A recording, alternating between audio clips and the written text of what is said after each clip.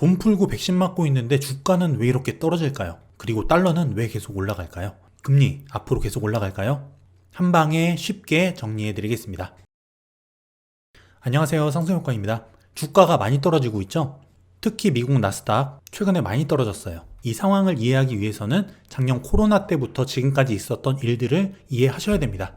2020년 3월 코로나로 인한 급격한 위기가 시작되죠. 사람들이 나가질 못하고 활동하지 못하고 일하지 못하니까 경기가 얼어붙습니다. 당연히 주가는 크게 빠졌습니다.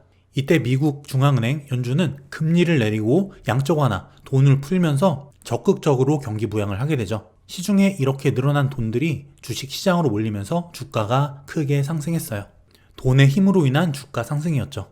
이게 바로 현재까지의 상황이에요. 차트를 보시면 아시겠지만 상승, 횡보, 상승, 상승, 횡보, 상승, 이렇다 할 큰 조정 없이 계속 상승만 해왔다는 거예요. 그렇다면 지금 왜 주가가 빠지고 있는지 최근의 상황을 이해하셔야 돼요. 물가 상승이라는 키워드로 설명을 해볼게요. 백신이 나옵니다. 너도 나도 백신을 맞죠? 이렇게 사람들이 면역이 되면 다시 경제활동을 시작합니다. 쇼핑도 하고 그동안 못 갔던 여행도 가고 밖에 나가서 음식도 사 먹고 보복 소비가 일어나는 거예요. 지금까지 하지 못했던 소비를 한꺼번에 몰아서 합니다. 그럼 이 물건, 서비스들에 대한 수요가 갑자기 증가하겠죠? 그러면 기업들은 갑자기 늘어난 이 수요를 맞추기 위해서 더 많은 생산을 하고 설비를 투자해야 됩니다. 보복 소비에 대응하기 위해서 말이죠. 그럼 이 설비 투자 뭘로 하죠? 돈으로 하죠. 여기저기서 돈을 끌어모읍니다. 돈을 빌려요. 시중에 있는 돈은 한정돼 있는데 너도 나도 돈을 빌리게 되면은 돈의 가격, 즉 금리는 올라가겠죠. 또 제품을 생산하고 공장을 돌리기 위해서는 기름, 또 구리 같은 원자재 이런 것들이 필요합니다. 최근에 차 기름 넣으러 주유소 가신 분들은 아실 거예요. 기름값 많이 올랐죠?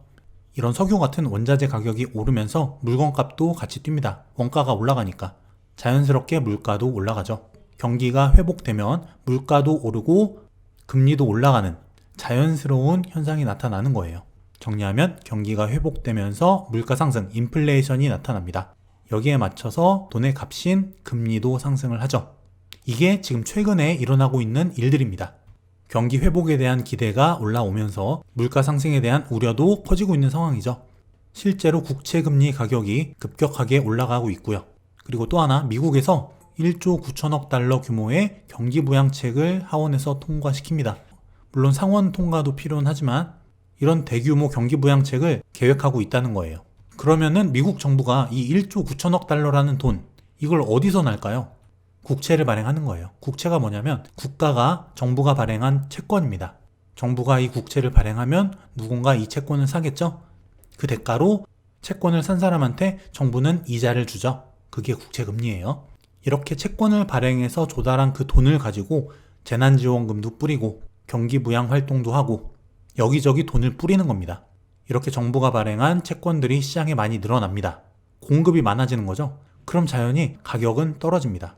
쌀의 공급이 많아지면 쌀값이 떨어지죠. 같은 원리예요. 국채 가격이 떨어지면 국채 금리가 올라요. 왜일까? 정부는 국채를 팔아서 돈을 조달해야 되죠. 근데 국채가 너무 많아지다 보니까 안 사. 그럼 정부는 국채 좀 사달라. 금리 더 줄게. 이게 되는 겁니다. 국채를 팔기 위해서 자연스럽게 국채 금리를 올릴 수밖에 없는 거죠. 즉 경기 부양책에 따른 국채 증가로 국채 금리가 상승하는 이유도 있다는 거예요. 정리하면 경기 회복에 따른 인플레이션 우려, 그리고 경기 부양책에 따른 국채 증가, 여기에 따라서 국채 금리가 지금 올라가고 있다는 겁니다. 이게 미국 10년 국채 금리인데 2020년 이때가 코로나거든요. 이때부터 1년 정도 계속 횡보를 했어요. 근데 올해 들어서 갑자기 급등을 하기 시작합니다.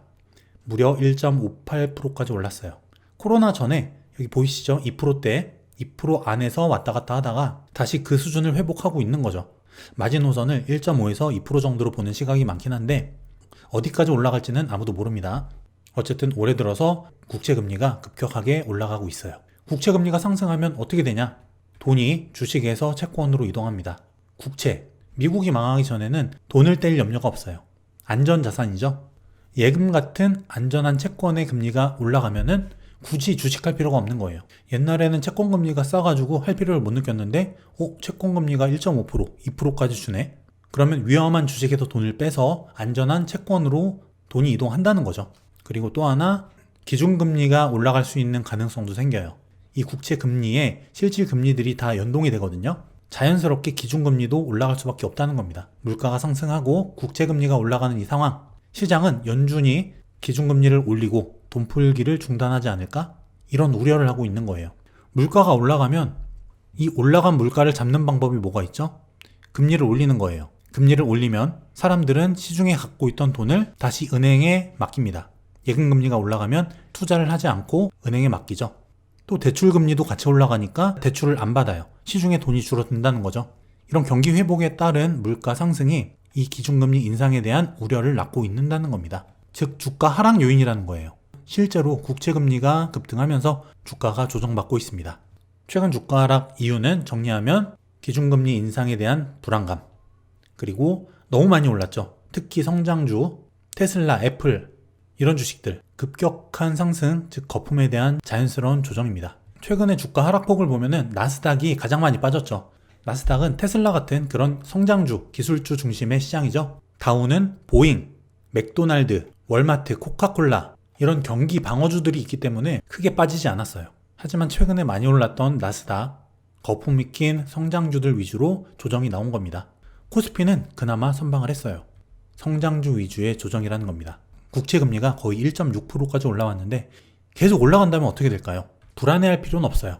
국채금리 상승이란 게 곧 경기 회복의 신호라는 거죠. 경기 회복에 따라서 물가가 상승되고 돈의 가격이 올라가는 그 과정에서 나타나는 자연스러운 현상이라는 거예요. 나쁜 게 아니라는 겁니다. 관건은 뭐냐면 이 경기가 회복되는 속도, 거기에 비해서 금리 상승 속도가 너무 빠를 때 그때 문제가 되는 겁니다. 적절한 속도로 이 두 개가 같이 가게 되면은 절대 나쁜 게 아니에요.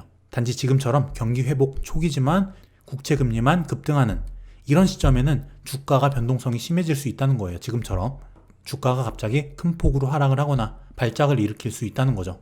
그럼 우리는 어떻게 해야 되느냐? 코로나 이후에 실적이 좋아질 만한 그런 기업들에 대한 선별 투자가 필요하다는 거예요. 그리고 중장기적으로는 이런 지금 많이 빠지고 있는 성장주, 기술주들, 테슬라가 $900까지 올라갔다가 어제 $600까지 떨어졌어요. 주가 3분의 1이 날아간 거죠. 굉장히 많이 빠졌습니다. 비싸서 사지 못했던 기술주들, 중장기적으로는 이번 조정이 기회가 될 수 있다는 거죠. 그럼 지금 달러는 왜 올라갈까요? 달러가 1130원대까지 올라갔습니다.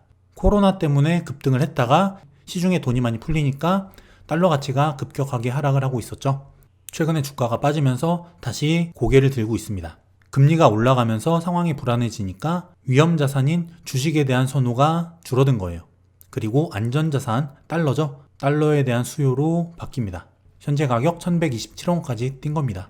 올 들어 최고가죠. 이 달러 환율은 주가 안정 전까지는 상승할 가능성이 있어요. 하지만 미국 1조 9천억 달러 대규모 경기 부양책, 이게 실행이 되면은 다시 하락하겠죠. 자, 정리하면 경기 회복 그리고 물가 상승, 여기에 따라서 국채금리가 올라갔습니다. 주가는 떨어졌고요. 환율은 올라갔어요. 이게 현재까지의 상황이에요. 그럼 주가는 계속 하락할까요? 백신과 경기 회복, 주식시장에 좋은 거예요. 대규모 부양책, 마찬가지로 긍정적인 부분이죠. 단지 지금까지 많이 올라갔으니까, 단기간에 급등했으니까 여기에 대해서 자연스럽게 조정이 나오는 겁니다. 이건 당연한 수순이죠. 그리고 기술주 중심으로 거품이 꼈어요.